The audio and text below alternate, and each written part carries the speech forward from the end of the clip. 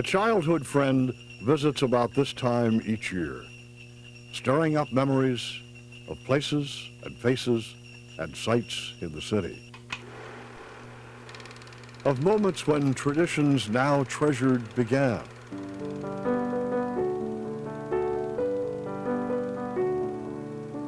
Of a time when young hearts strained to contain the mystery and wonder of the season.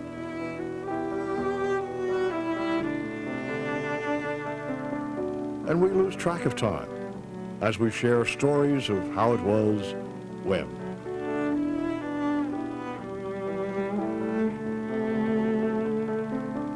And find out that what we remember, others do as well.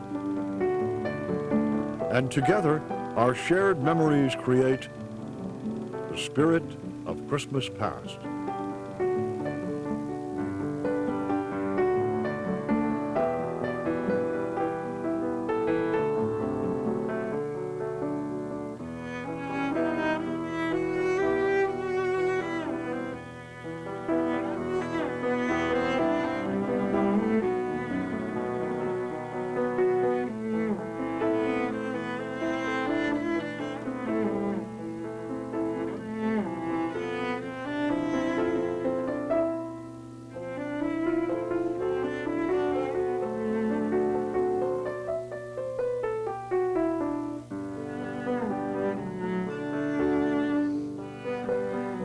I remember all the floats they had, and we would wake up early in the morning. I remember that, to make sure we would have enough I get the time kids up to get around there. 7 or 7:30. Usually get there early. I didn't want to get up. If you get there early, you feel that you're going to get a better spot. Down there, basically, watching Santa go up. I took my ladder one morning. We took a ladder one. 6-foot ladder. Tied the ladder to the pole and put Michael up the ladder. It was crazy in the morning there, getting organized, getting everyone costumed and made up. And we used to think it would never happen. And it would be bedlam, and all of a sudden we'd be loading people on buses, getting ready to take them over to the floats, and the parade would be starting. Although it may seem like Christmas starts a little bit earlier every year, Philadelphia's official kickoff remains the same. As they marched through the city for the first time in 1919, volunteer employees from Gimbel's department store paved the way for a Philadelphia tradition. The parade itself had character and charm in as much as it was a small parade that was at that time dominated by many, many of the Gimbel employees who would volunteer. I started with Gimbel's in 1963, and that first November I volunteered to be part of the Thanksgiving Day parade. I had no idea that the experience would be one that would be something that I just wanted to do over and over again. Eventually my daughter was old enough to be part of the parade, and my son Robert, the first time that they ever appeared, they appeared as husband and wife in Tom Thumb's wedding on top of a cake, and I was very proud of that. I was scared to death. My brother was Mr. Tom Thumb, and I was the soon-to-be Mrs. Tom Thumb, and we were on the top of a 3-tiered wedding cake. I felt like every bride probably should feel on her wedding day, even though I was marrying my brother. The same volunteers that have worked with me for almost 30 years are still there. They're still there. We kind of meet on Thanksgiving morning, you know, kind of say hi.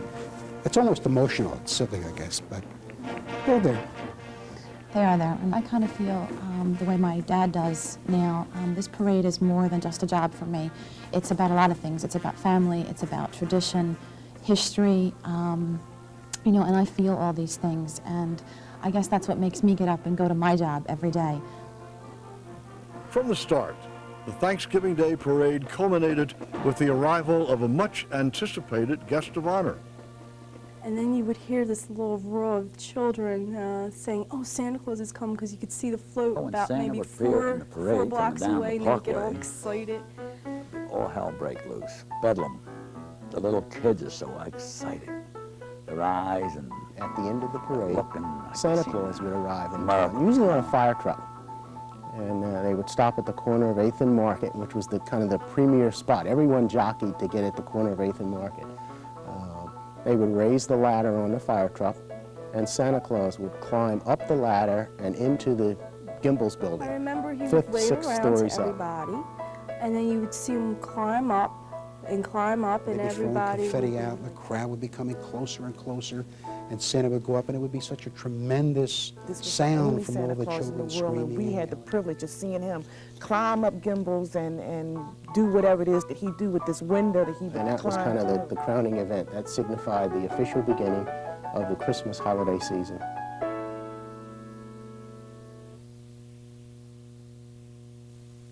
Gimbel's department store closed in 1986, and the parade has been taken over by WPVI Channel 6. And Santa Claus had to climb up a fire ladder into the store and wave to everyone. Now we have changed the route of the parade, and I just have to run up about 100 steps of the art museum. But it's a lot more spectacular and a lot more dramatic. And I think it's really a great show, and everybody will love it. It's the oldest Thanksgiving Day parade in the United States, and it's a tradition that Philadelphia, the city of brotherly love, has always pulled together with. Downtown Philadelphia, where the marketeers of Market Street created visions of Christmas wonderlands for children of all ages, and family-owned department stores became a mecca for families from all over the Delaware Valley. In the era when America's space exploration program was exploding, young people could take a ride in the sky and circle high above the toy department in Wanamaker's in a monorail that was just the right size.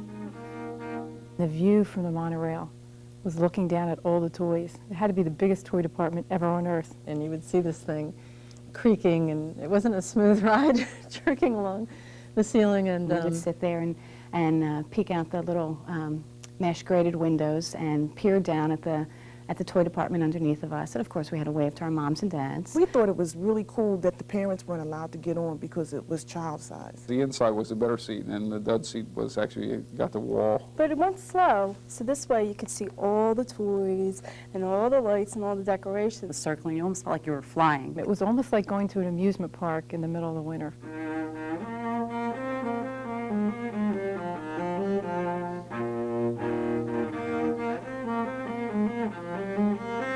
Mr. Fred Yost, who was in charge of promotions for Wanamaker, saw the monorail and thought, what a phenomenal idea from a marketing standpoint to be able to bring people in the downstairs of the store to see the phenomenal light show, and then to have something to lure them all the way past the Eagle, all the way past all the other icons of the store and all the merchandise, which they had no intentions initially of buying, up to the 8th floor toy department, and being able to install something so large that doesn't take up any buying space whatsoever.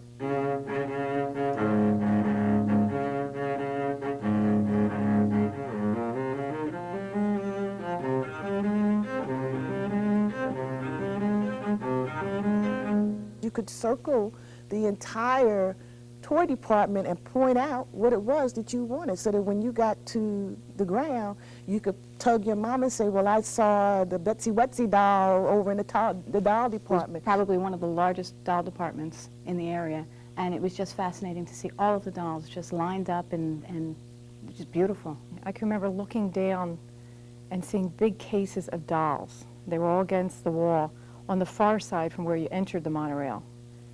And they had the dolls that were the most expensive dolls. They were behind glass, the Untouchables. My birthday is very close to Christmas, and my father brought just me, not my sister, in. And of course we went to Wanamaker's, and he said, you can choose any toy that you want, because this is your 10th birthday, this is special, and ride the monorail and look down and see what you want. Well, I already knew just what I wanted, which was this doll, who's now 32 years old. But I knew where she was, too, and I could see down from the monorail, I could see the Madame Alexander doll section, and I just have the most vivid memory of looking down and spotting her and coming down and being able to take her home.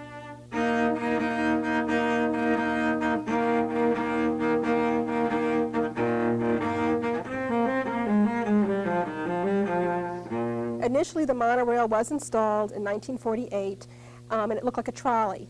In 1952, Mr. Yost decided that given the fascination that people have with space travel and space being the future and technology and all that, he decided to redesign it to look like a rocket ship. Of course, parents couldn't fit on the monorail, so parents are really letting their children go and giving their faith, you know, to technology while they were able to continue shopping.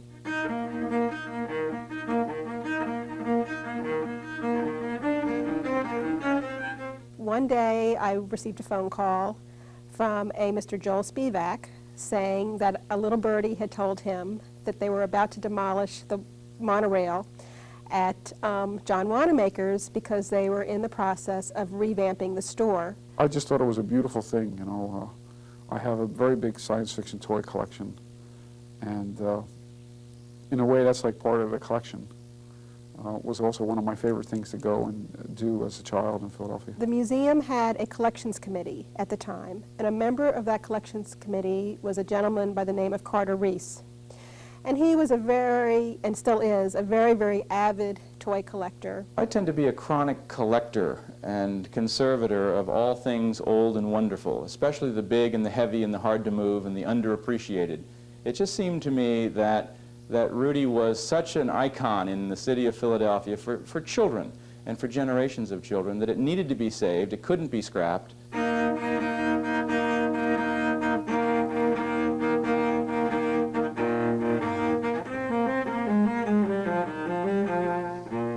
Please Touch Museum is just a wonderful resource in Philadelphia for kids, and it's the obvious place for the ultimate child's artifact. When we removed the floorboards, we found little hair barrettes and tickets and name tags, you know, cut out like a Christmas tree, and a lot of interesting little things which we gave to the museum.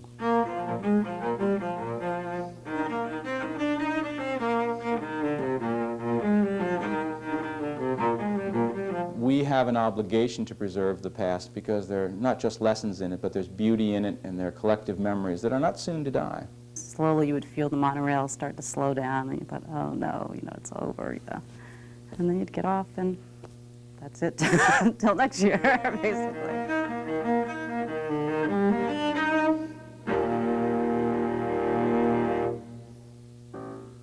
The enchanted colonial Christmas village in Lick Brothers department store was one of the most elaborate Christmas displays anywhere. The village was designed by Litt's display director, Thomas Comerford, and built for the store by a manufacturer in West Germany. When it opened in 1962, the village featured over 200 life-size animated figures, offering visitors a block-long glimpse of the Yuletide festivities of our ancestors. Oh, I used to love the Enchanted Village. When I was a child, I wished that I could actually live in the Enchanted Village. I mean, I thought it was, you know, the candy store and, you know, all the different stores and the horse. There was a horse that moved, and I mean, I would sort of daydream.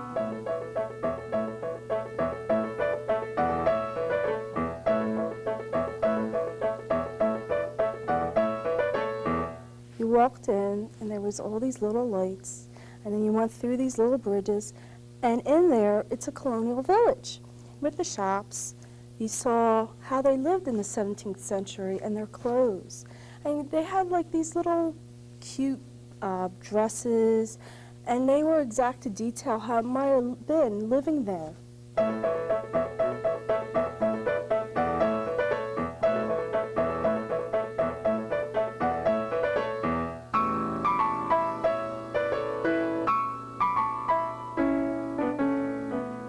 We tried to achieve old Philadelphia, the look of old Philadelphia. And we evidently accomplished something because it was a popular thing.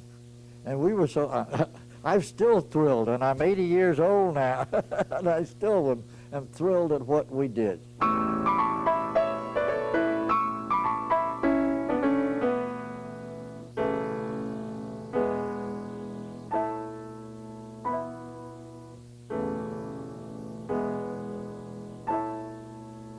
They had the baker, the candlestick maker, and there was a candy shop. And then they had the family dinner. And that represented a lot. It was family. It was for Christmas and family. It was so meaningful because it was like a world unto itself.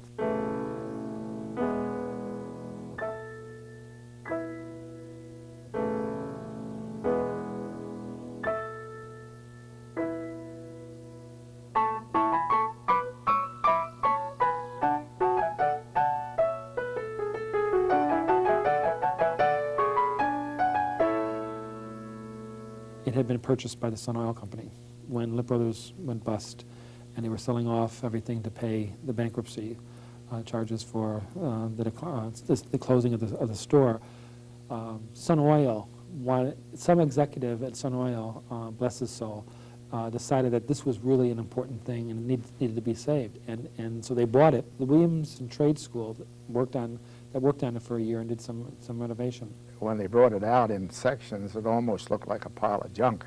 I guess I shouldn't say that, but it's what it was. And then we sorted it out, and the carpenter shop put it together, set it up, and then we went to work touching up. But it was in almost deplorable shape at that time. A lot of work. Some of the figures were completely repainted, and the buildings completely repainted in what we thought were the original colors.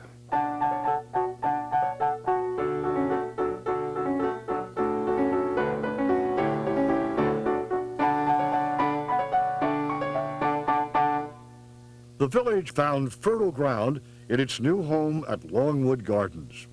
It got put up in Longwood Gardens for, I believe, at least one Christmas. It may have been there for 2 years. And then the man that became the director of the Office of Horticulture, who had been a student in the landscape architecture program at Longwood Gardens, found his way to the Smithsonian and brought it with him. And got it to the Smithsonian.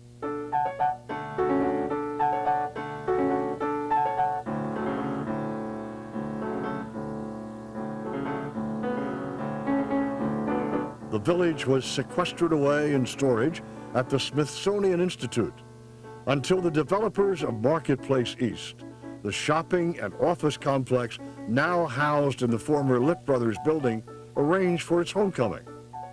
The reaction of many of the people who came through the village was one of wonder and deep memory. I remember this as a child. I'm bringing my grandchild through here. That sort of investment in the past seemed to link Philadelphia, the village, and those memories all together.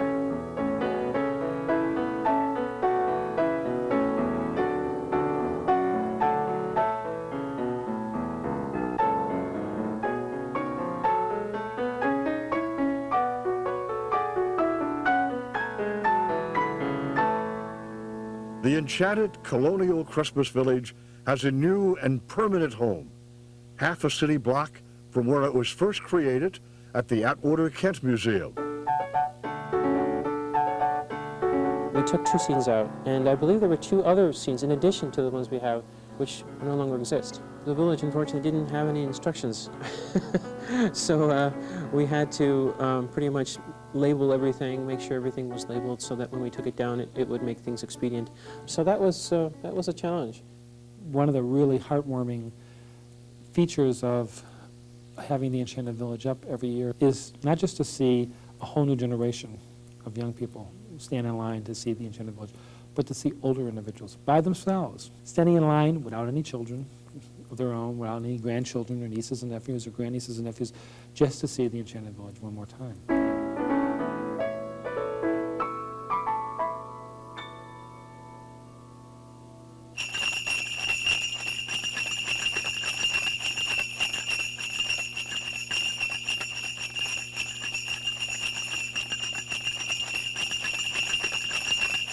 Dear Laura, we have your letter addressed to Santa Claus in our care, and we hope that if you are a good child, most of the things asked for may be received. Very truly yours, Strawbridge and Clothier. No trip to a Center City department store was complete without a meeting with the man himself. I can remember his face. I can remember the puffy belly and the smile and the white beard and just, he was just magical. he had these blue eyes that would just sparkle and yet go right through you, and he could tell if you'd been bad or good. His beard was like the clouds in the sky. I mean, you know, Santa was like a god to me. And you might be on their mantelpiece maybe once, twice, 3 times, 4 times, and you see them throughout you feel as if you're part of the family, so to speak. And they make you as much a tradition as each Christmas time as you like to make it for them.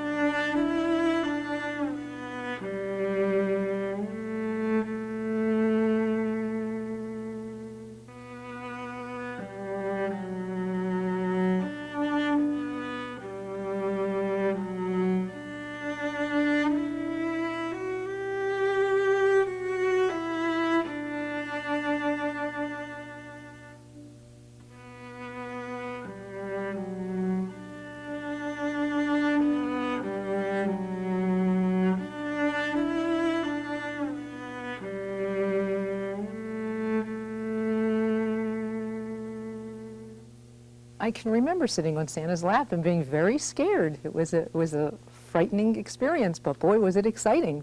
Santa is a big monster for the children, especially the very little ones.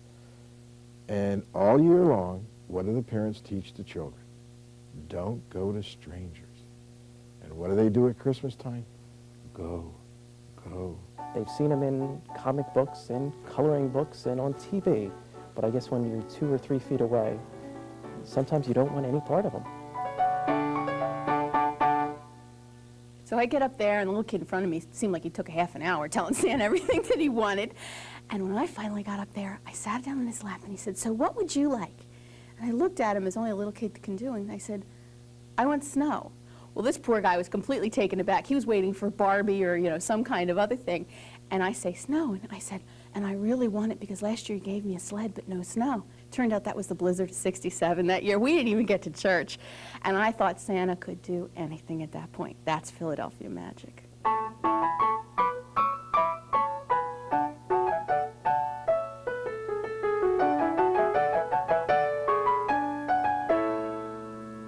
Actually, there is quite a bit of magic that goes along with Philadelphia and department stores and I guess the season of Christmas.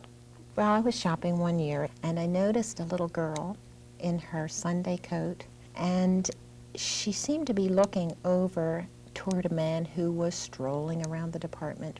I got busy with other things, and the next thing I noticed, she was walking over toward his chair, and finally she sat on his knee, and he gave her a book that he had been reading, and it was called The Night Before Christmas, because the man was Santa Claus. Well, they got talking, and she recited her little list, and she kept looking straight ahead. She was really too frightened to look right into his soft brown eyes. He asked her things.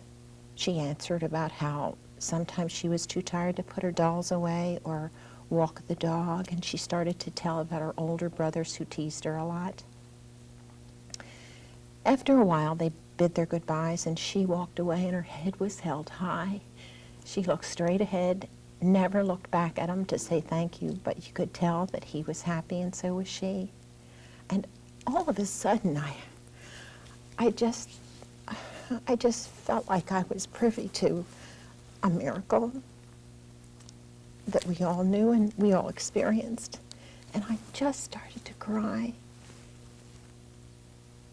And you'd cry too if you were Santa's mother. I couldn't believe my own child made a miracle happen.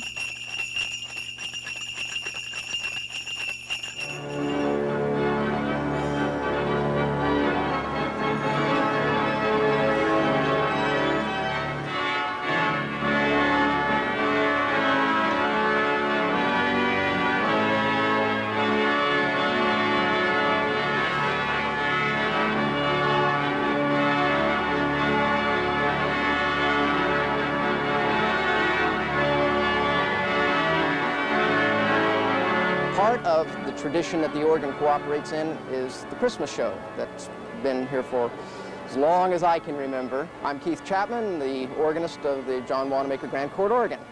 I've been with the store for 23 years now, having begun during my student days at the Curtis Institute here in Philadelphia.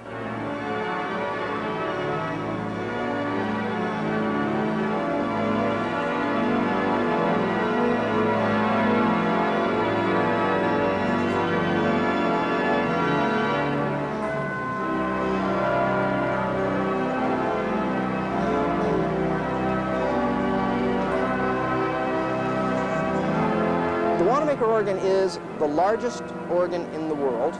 The design of the console is unique. The sound is unique. The romantic organ was meant to imitate to some degree the resources of a symphony orchestra. The Wanamaker organ is meant to be a symphony orchestra. It carries it to an ultimate extreme.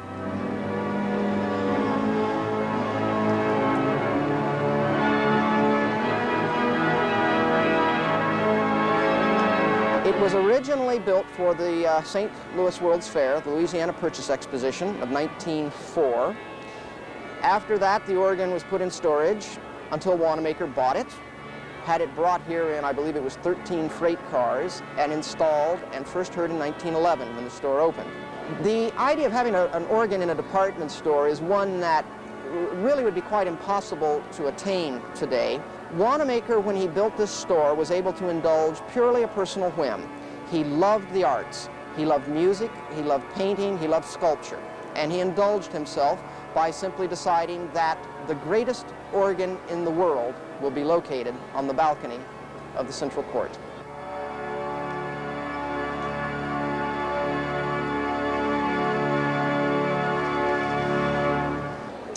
I think John Wanamaker would be thrilled with the light show for a number of reasons. Number one, it's clever, it's new. Number two, it attracts business. He was a businessman. Number three, it's for the family. Children just don't come in here, they're brought here by their families. And that is the kind of thing that John Wanamaker would have been very, very enthusiastic about. It's Saturday, nothing to do, so we figured we'd come see the light show. We came last year and we're back again this year to see it again. So we used to come as kids, and we're back visiting. We live in Massachusetts now. We're back visiting Grandma, and we're coming to Wanamaker's to bring my children now to see the light show for the first time.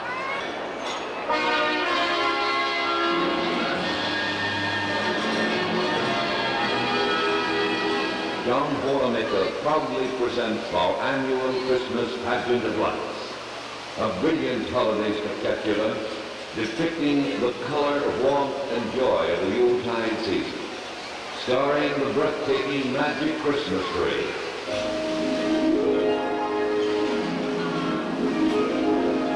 It's probably the most traditional show in the city.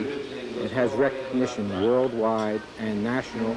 The show was created in 1956. It was created with the tree and just the waters. In maybe 57, they added candles to it. 1959, they put bells. 1960, they added toys. So every year, a different animation was added to its present state.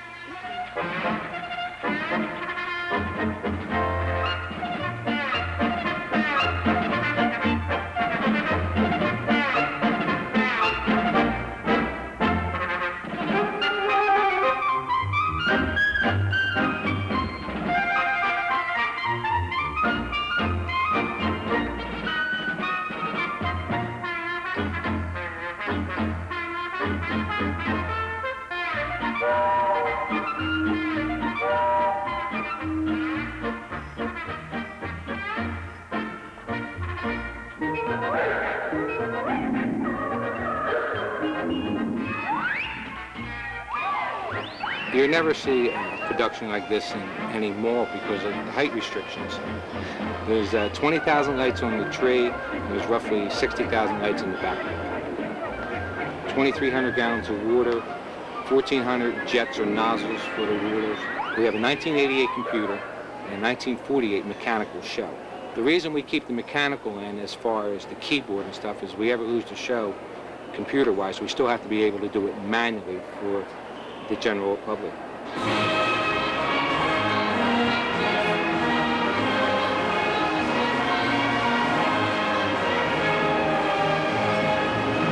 Zhao Gesson, technical director for John Ornamakers. I was asked once before, how do I appreciate the show?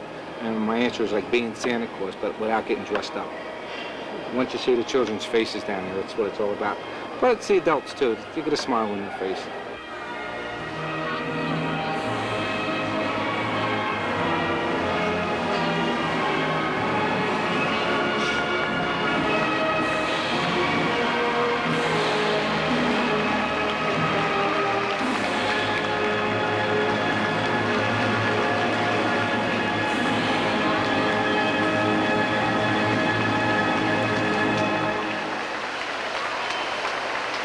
But the best part is not being seen. It's like being the Wizard of Oz behind that organ, yeah.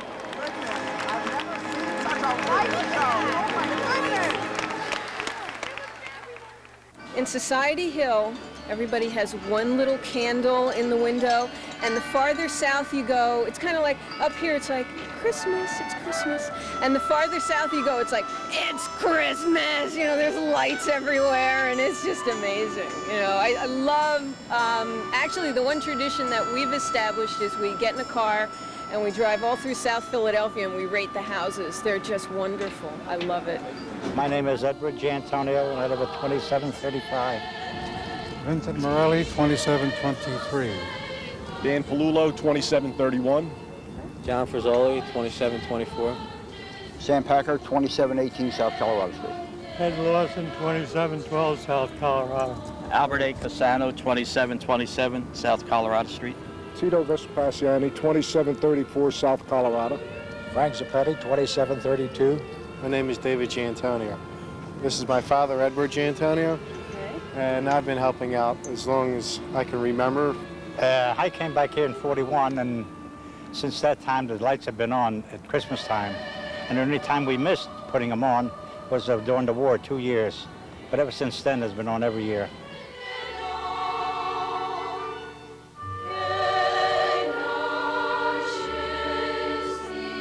We have approximately 40 to 50 man hours, and you're looking at approximately 3,000 bulbs. It's a community project. We're one big happy family. We get along so very amicably, and we take pride in what we're doing. We have a suburban atmosphere in the heart of South Philadelphia. It's unique, and each year you do it, you appreciate it more, and it gives you more of a sense of togetherness with the fellows that you're doing it with. It's funny, in the beginning, when they start putting them up, it seems to be mass confusion. Nobody knows what goes where. But somehow, some person will remember certain things, and before you know it, it gets put together. We keep adding a little bit each year. Whatever suggestions our women want, we try to help them. They've been nagging us to put these lights on the tree for years, and we finally did it for them. We had a Mr. Zecca live here, an photographer, artist, and he came up with an idea of 1 year putting all blue lights, all blue lights. No one went for it. You couldn't see nothing. 1 year. Well, we tried. I think it makes the house beautiful, especially when they have all these Christmas decorations up. Yeah. They should do this, I think, on New Year's. I think they should have fireworks on New Year's. Chris, we'll be on the news day and night. Here, you're the boss now. I quit.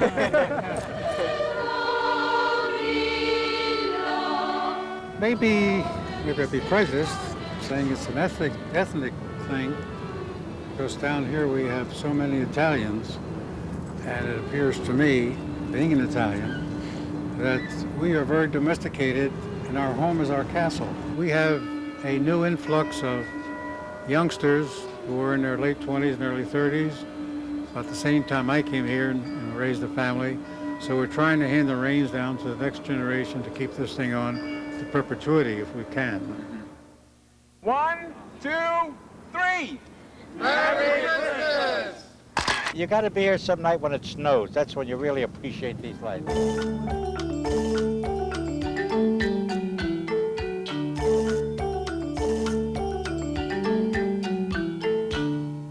As soon as a customer comes walking into the door, you can smell the aroma of the chocolate right away because we make it here, and of course that's what we specialize in are the chocolates. So the customers enjoy the whole atmosphere that they get here with it. To have an old-fashioned candy store that is naturally old-fashioned, because it's been this way since the oldest candy store in the country since 1876. It just gets to be a tradition because we've been here for so long that they get just, it's a part of what they feel is a part of their particular holiday season to have Shane candies.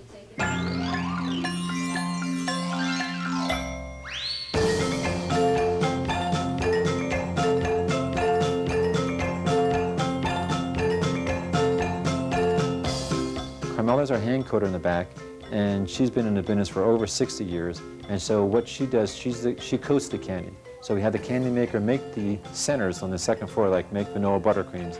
Then after the centers are made, and they're brought down here, and Carmela coats it, puts the chocolate on the outside of the candy. This is art.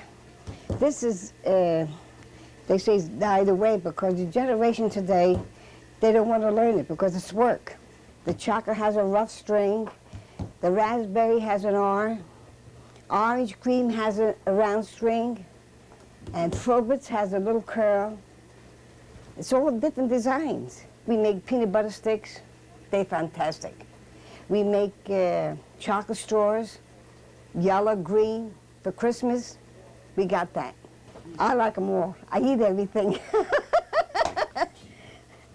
I eat everything. We got cordial cherries. They are really good. So we have everything. I can't tell you you have to see, you have to look at the piece and you believe it. You have to taste it. Is it eating ready? Look, you want to come down and watch we ring that old-fashioned cash register? Yeah. Yeah, I'll hold you in a minute, okay? Can you see that, Mark? That's my candy. Oh, you're going to have your candy real soon.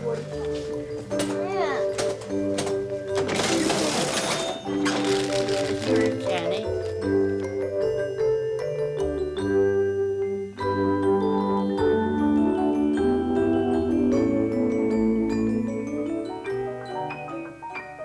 It stands tall or not so tall in our homes, the heart of the Christmas celebration, a symbol of the season. Every tree is personalized by family tradition.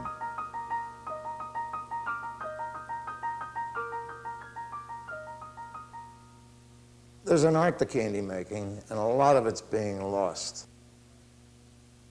We still try to keep the old traditions with the old-fashioned candies, such as canes, clear toys for Christmas. My grandfather, along with an uncle, started here in 1897. My father took over from my grandfather, and I took over from him. First thing we do is weigh off the batch. We had sugar in the kettle, now we're going to put corn syrup in.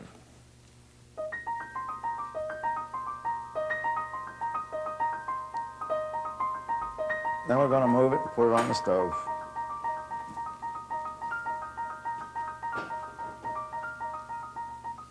Add water.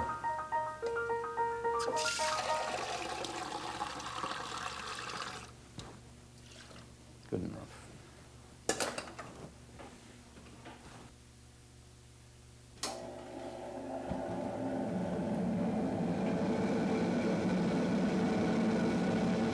Well, it's part of Christmas. It's part of the Christmas story. It's part of Christmas lore. Candy canes, I think, originally started out as shepherd's crooks. Believe it or not, the first ones were made in Germany, and they were anise flavor, not peppermint. The temperature would be 320 degrees.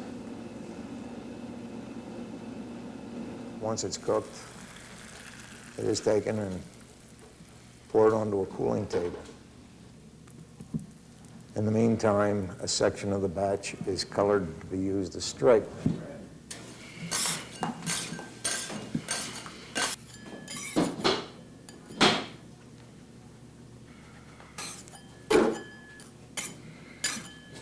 Don't take too long.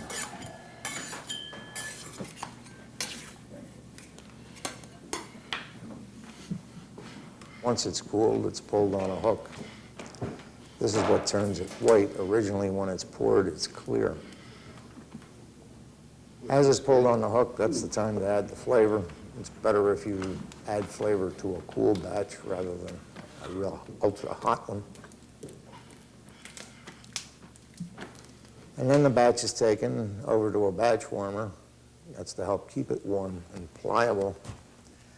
And the stripe is put on. And then it is spun out. You pull it out into a cone shape, similar to something which you might see down the shore with saltwater taffy. And as you pull it out, you also give it a twist that puts the twist in the stripe. And then you just simply cut them to whatever size you intend to make. Here she comes. I want to introduce you to my wife. We've been married since 1954. That's a lot of years. We've had 4 children of our own, all raised, fed, and bred in the candy business. I think the children today that don't grow up with the novelties for each holiday are missing something they look forward to each holiday and what it brings, and then they have nothing to pass on to their children.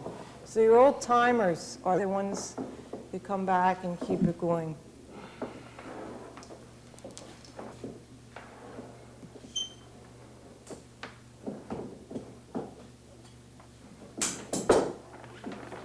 Well, some of the things I make, I try to make only because with my son, my nephew, at least they have the knowledge. Even if they never really turn around to sell the stuff, they have an idea and know how it's made. And maybe the knowledge can be transferred on.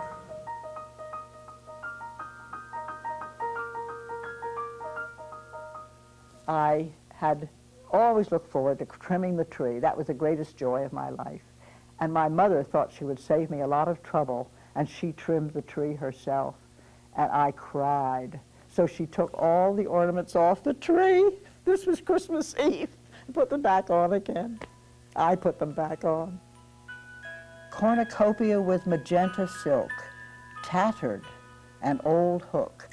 Cat gilded with magenta bow, an old hook. Lizard iridescent, missing 3 legs, and end of tail, attached leg torn. Elegant boot, scuffed toe, and petticoat edge. Pink slipper with gold paper buckle, real ribbon, and old hook. Swan silver, and shell-like sled, gold, with robin's egg blue silk, tattered. Fish gilded with tail and 3 fins, all intact, and old hook.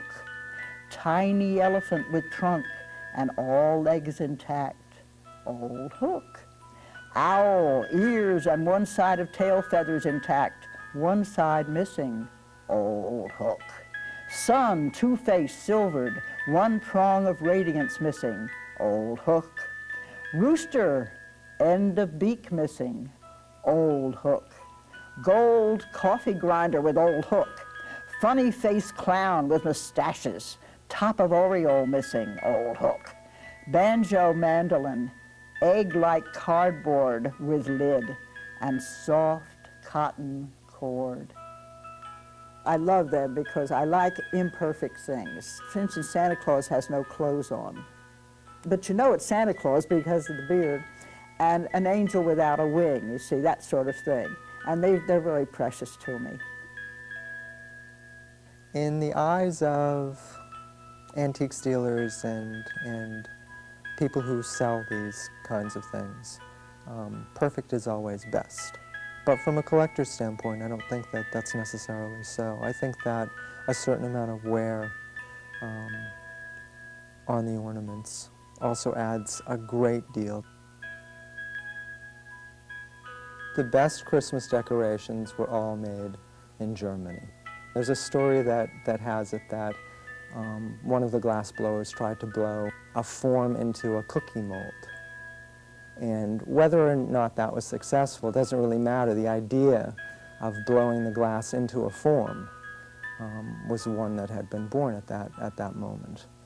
One of the things that I find so incredible about them is the level of craftsmanship that was put into these things. I mean, they were sold for pennies at the turn of the century. There's nothing like getting ready for Christmas and getting ready to decorate the tree, and you get all your boxes sort of spread out all around, and you start opening them up and going through them, and there are these decorations that you just, no matter how much you might like them, you forget about them, you know, during the course of the year. And it's really neat, unwrapping them and seeing them again.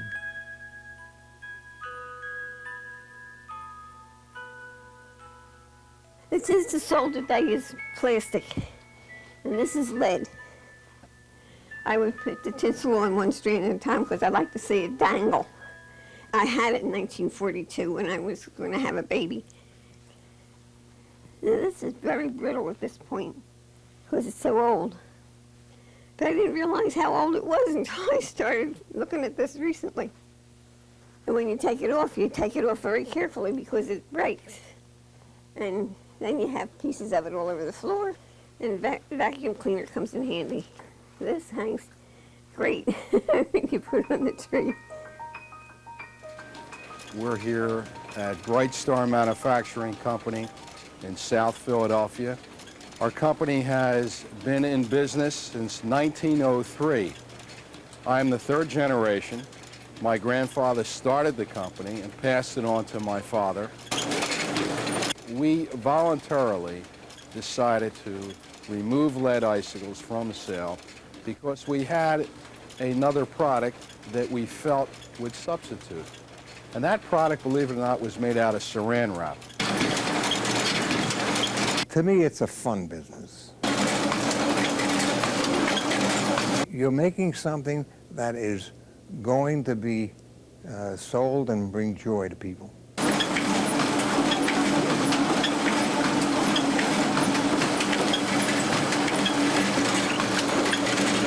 I helped to design the machines that split the icicle, picked it up, put it on an insert, put the insert into a tray or a box, and moved that particular box tray into a wrapping machine, which automatically wrapped the package.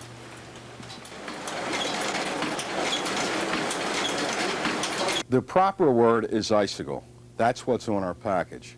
Most people think of the product as tinsel.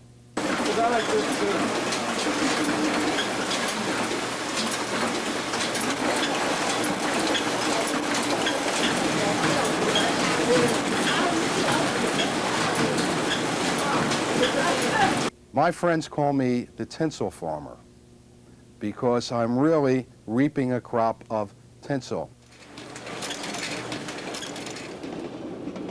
Most people would set the trains under the tree. It started to spread where they wanted larger layouts and they wanted bigger layouts, but still even larger layouts. The tree was in the center of the platform or the tree was in the center of the room, and the trains, of course, ran around the tree.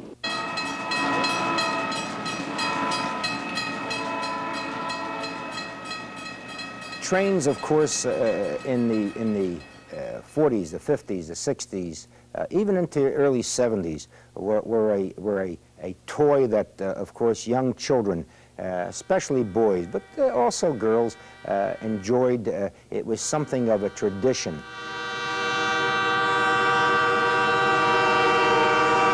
In those years, of course, the price was much, much lower. A child could easily afford more than they can today.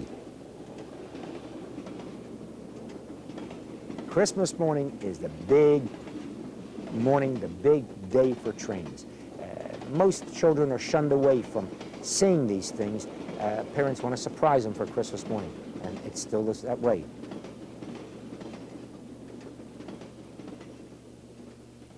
I'm sure there were hundreds and thousands, even just from Philadelphia, that were away from home. After all, Christmas is something you knew from when you were born. 1943, I went to Italy.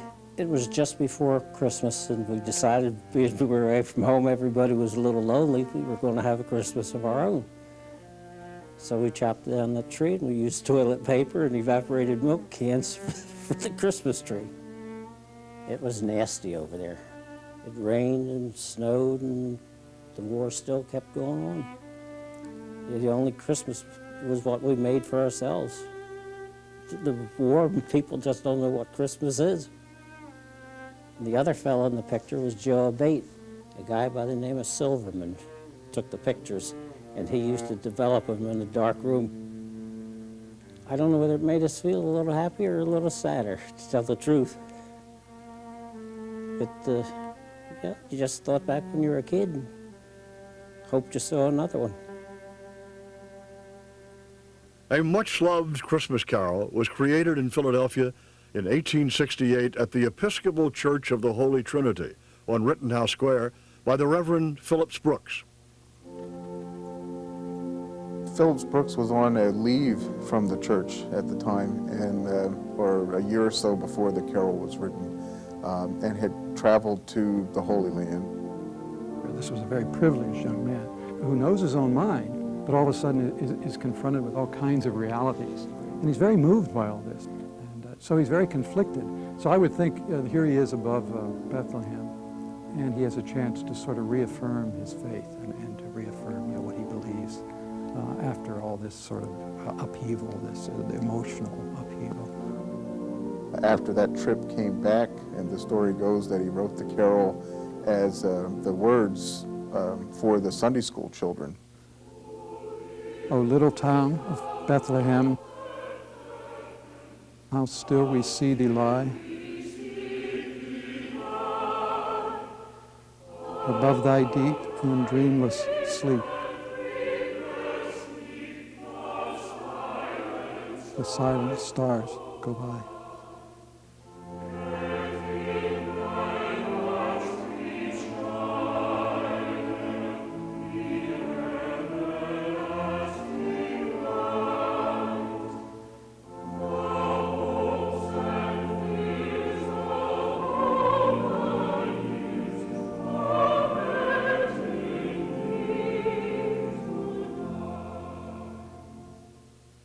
At one time, it was a very fashionable place, and Philadelphia's best and finest, worshipped there. And Phillips Brooks, of course, put it on the map because he was an enormously effective preacher.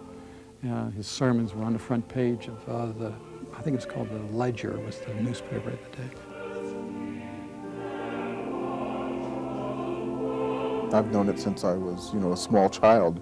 That's what made it so interesting for me when I got there to realize now I'm playing in a building, and this is actually the space where the carol was conceived.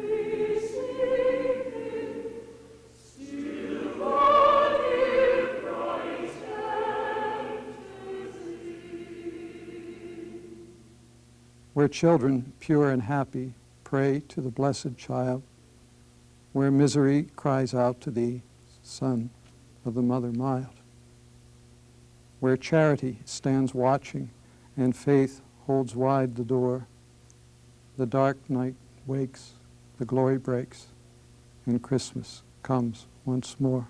That particular verse was not published originally, although it was one of the original verses that Phillips Brooks wrote for the carol. And it has to do with some social commentary about poverty and misery. And it was just sort of, nobody, at least I haven't found any reference to why it was removed. But I suspect it's because the church became very conservative about it. But then it was restored in the 1940 hymnal after the Great Depression. Because the church, of course, was was aroused because of the horrors of the Depression.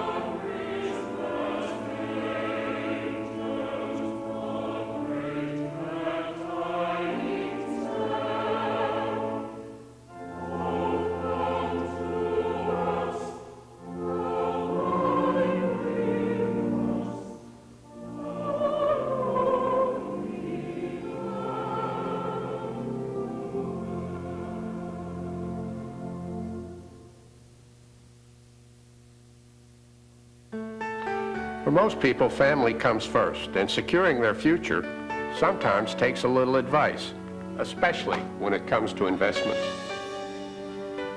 You look to people for their expertise, and you depend on their strength and confidence. That's where PNC Bank excels. They know what matters most.